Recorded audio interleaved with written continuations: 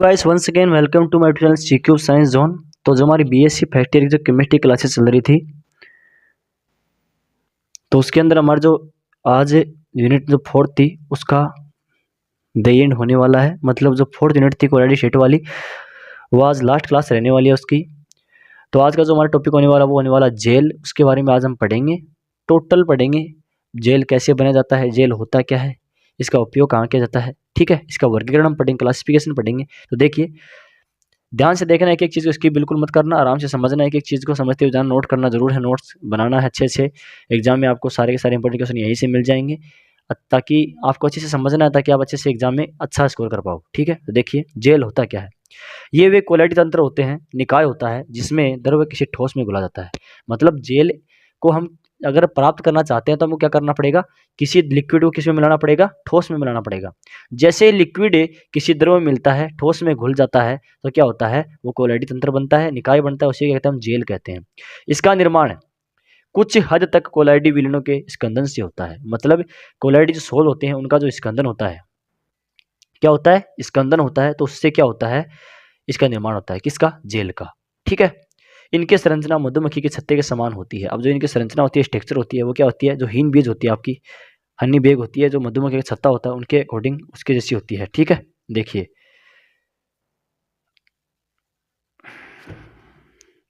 अब आगे देखिए, नेक्स्ट पॉइंट देखिए। जेल बनाने की क्रिया में कोलाइडी विलयन के कण आपस में आसपास आकर बड़े आकार के गुच्छे बना लेते हैं, जो बाद में इतने बड़े हो जाते हैं कि एक दूसरे को स्पर्श करने लगते हैं।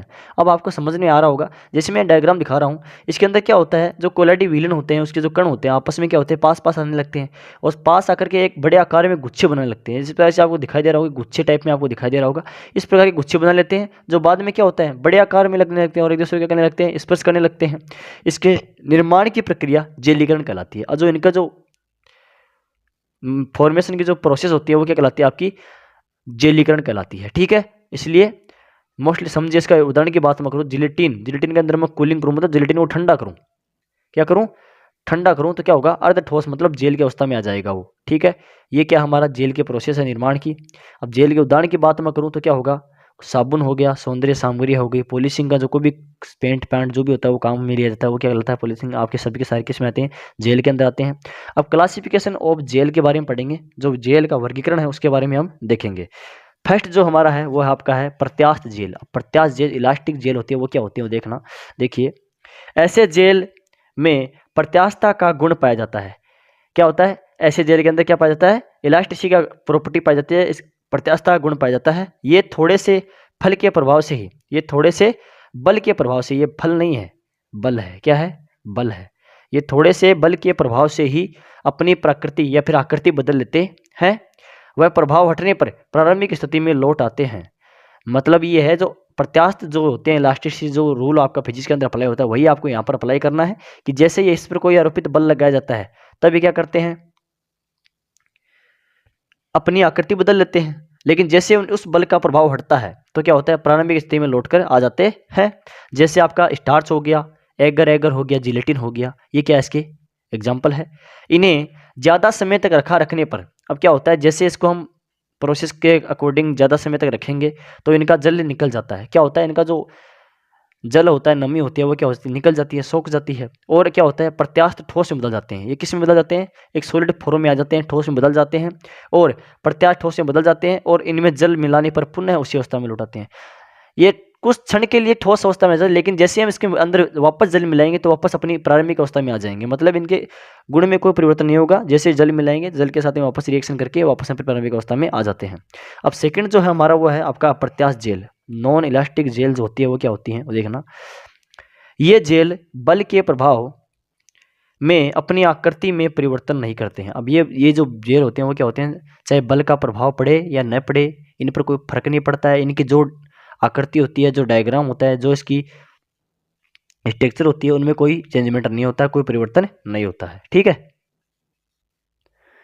ये कठोर होते हैं, ये कैसे होते हैं, सॉलिड होते हैं, कठोर होते हैं, जैसे सिलिका जेल हो गई। इनमें जल निकल जाने के बाद इसमें क्या होता है, इनसे जल निकल जाने के बाद जैसे ये ठोस में बदल जाते हैं, लेकिन परंतु जैसे ही इनमें हम वापस जल मिलाते हैं तो ये प्रारंभिक अवस्था में नहीं आते हैं, ये उससे भिन्न हो जाए, डिफरेंट हो जाएगा। इलास्टिसिटी वाले में क्या था, जैसे इसके इलास्टिसिटी वाले में क्या हुआ था, प्रत्यास्थ वाले में क्या हुआ था, जेल उसमें से जल निकला था, जल को जैसे नया जल डालेंगे तो वापस प्रारंभिक अवस्था में आ जाएगा। लेकिन इसमें उसका उल्टा होगा, जैसे इसमें जल डालेंगे तो ये प्रारंभिक अवस्था में नहीं आएगा, जैसा हो गया वापस वैसा का वैसा सॉलिड रहेगा। थर्ड जो पॉइंट आपका वो आपका है थ्रिक्सोट्रोपिक जेल। कौन सा, थ्रिक्सोट्रोपिक जेल।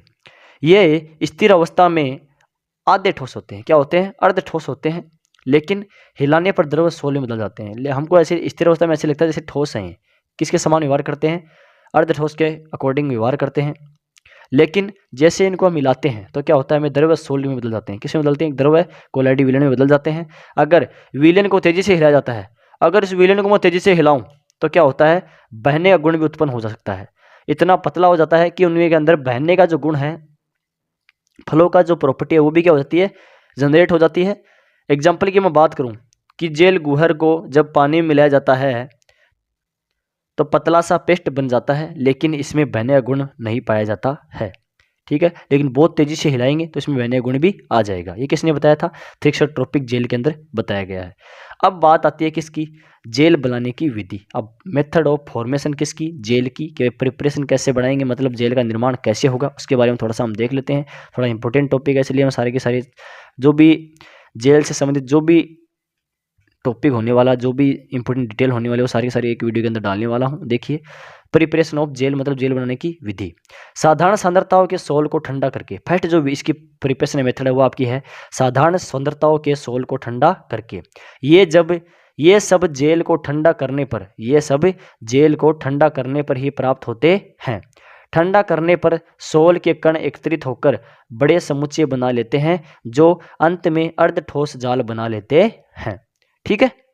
सेकंड पॉइंट है इसके अंदर वो आपका है उभय अपघटन, डबल डिकम्पोजिशन। क्या होगा, उभय अपघटन डबल डिकम्पोजिशन क्या होता है इसके अंदर देखेंगे। इस विधि के द्वारा सिलिसिलिक अम्ल, एल्यूमिनियम हाइड्रोक्साइड जेल इत्यादि बनाए जाते हैं।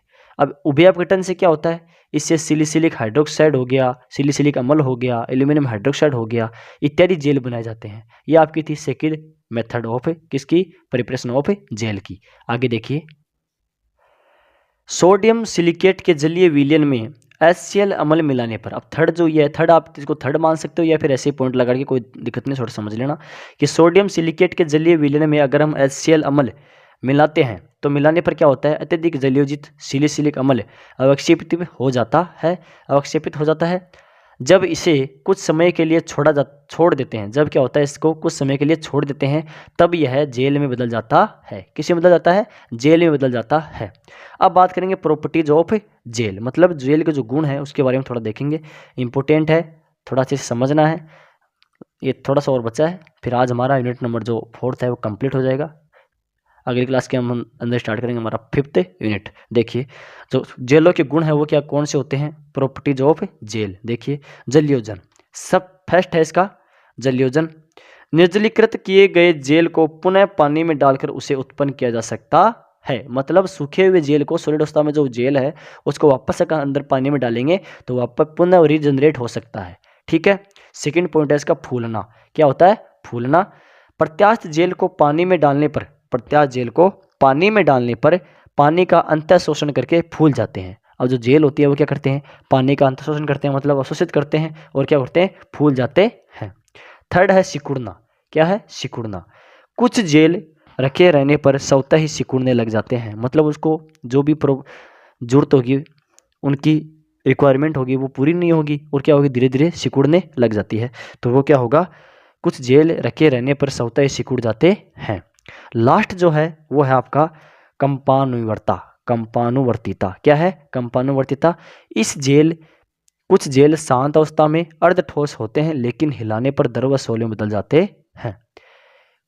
समझ में आया कि कुछ जेल जो होते हैं वो क्या होते हैं, शांत अवस्था में रहते हैं, मतलब ऐसे लगते हैं जैसे ये ठोस हैं, लेकिन जैसे हम उसको हिलाते हैं ना तो किस अवस्था में रहते हैं, द्रव सोल, मतलब द्रव कोलाइडी विलयन में बदल जाते हैं, ठीक है। तो आई होप जेल का सारा डाउट आपको क्लियर हो गया होगा। पूरी मेथड ऑफ प्रिपरेशन क्या होती है, बनाने की विधि क्या होती है, जो निर्माण है किस प्रकार से होता है, डेफिनेशन क्या होती है, कितने प्रकार का होता है, जेल के जो प्रॉपर्टीज होती है वो क्या क्या होती हैं, उपयोग क्या होते हैं, सारा का सारा टोटल डिस्कशन मैंने इस वीडियो के अंदर किया है। तो आई होप समझ में आ गया होगा। वीडियो कैसा लगा कमेंट करके जरूर बताना। चैनल को सब्सक्राइब नहीं किया सब्सक्राइब कर लेना। आगे क्लासेस के लिए चैनल को सब्सक्राइब कर लेना। अपने दोस्तों के साथ में शेयर करना न भूले। वीडियो कैसा लगा ये जरूर कमेंट करके जरूर बताना है। Thank you.